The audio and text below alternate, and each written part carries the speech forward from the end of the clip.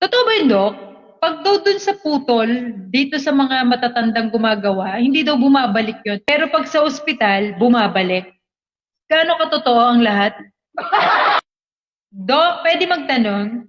Pag tinutuli nyo ba ang isang pasyente, may anesthesia po ba yon?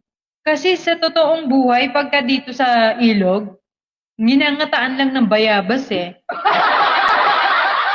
Yung bayabas nga, hindi ko nangangat-ngat, nagalit yung nagtutuli. Siya pala. Nagalit daw yung nagtutuli kasi hindi niya nangat-ngat yung bayabas. Yung umatngat pa yung nagtuli. Traditional tuli talaga, Lods. Depende sa pagtuli. Ito lang totoo ba yun na wag daw papasilipin sa mga babae? Eh, paano kung yung bata tinuli, nanay naglilinis, eh, babae yun? Mga kasabihan din eh, no? Oo, madaming pamahiin sa